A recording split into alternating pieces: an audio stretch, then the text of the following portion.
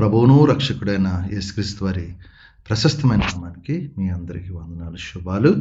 అందరూ బాగున్నారమ్మా? దేవాదేవుడు మరి యొక్క నూతన దినం దయచేసిన దేవాదేవునికి వందనాలు చెల్లించుకుంటూ ఈ దినపు వాగ్దానం ధ్యానించుకుని ప్రార్థన చేసుకుని మన పనులు ప్రారంభించుకుందాం. ఈ దినపు వాగ్దానం: శాశ్వతమైన ప్రేమతో నేను నిన్ను ప్రేమించున్నాను కనుక విడివక నీ ఏడ్ల కృప చూపుచున్నాను. ఇరిమియా గ్రంథం 31:3 మాట రాయబడింది. శాశ్వతమైన ప్రేమతో నేను ప్రేమిస్తున్నాను. దేవాదేవుడు మనుషుల ప్రేమ కొన్ని రోజులు ఉంటుంది, కొన్ని రోజుల తర్వాత పోతూ ఉంటుంది. దేవుని ప్రేమ శాశ్వతం, మనం బతికినంతగానో ప్రేమ ఉంటుంది. ఆయన అందుకే ఎప్పుడు మనం విడిచిపెడతాం దేవుణ్ణి, ఆయన విడవడు. నిన్ను విడువను ఎడబాయను, నీ ఎడలు ఎప్పుడూ కృప చూపిస్తున్నాడంట. మన ఎడలు ఎప్పుడైనా ఆయన కృప ఉంటుంది. మనం బయటికి వెళ్ళినప్పుడు, లోపలికి పోయి మన చేతి పనులు, మన కుటుంబంలో అన్నింటిలో కూడా ఆయన కృప లేకుండా మనం ఏమి ఇచ్చాను. ఏది చేసినా ఆయన చేయాలి తప్ప మనుషులకు అసాధ్యమే. అందుకే ఆయన శాశ్వతమైన ప్రేమ. దేవాదేవుడు మన అంత ఇష్టంగా ఉంటాడు మన యందు, కానీ మనం ఆయనకు చాలా దూరంగా ఉంటాం. కానీ ఈ దినాన ఈ వాగ్దానంతో మనం ఏం చేయాలంటే శాశ్వత ప్రేమ చూపిస్తున్న అవి అలాంటి దేవుని మనం ఎప్పుడు మనం కూడా అలా ప్రేమించాలి, అలాగా ఆరాధించాలి, అలా స్తుతించాలి, అలా గణపరచాలి. ఆయన చేసిన మేలు కొనియాడాలి మనం. అందుకే ఆయన విడవకి ఎడవ ప్రేమిస్తాడు. మనం ఎప్పుడు విడవడంట, ఎప్పుడు కృప చెప్పండి. ఆయన ఆశీర్వాదం ఎప్పుడు మన మీద ఉంటుంది, మన తరపే ఉంటుందంట. కాబట్టి ఈ వాగ్దానం ప్రార్థన చేయండి.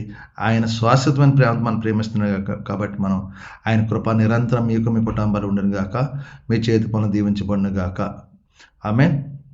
సభ్యులు మీ కొరకు ప్రార్థిస్తారు, మీరు కూడా నాతో ఏకీభవించండి. ప్రార్థన. సర్వాధికారి కృపగల తండ్రి, కనికరపుండా నీకు వందనాలు, స్తోత్రాలు నాయన. ఎవరికి లేని ధన్యత కృప మీరు మాకు దయచేశారు.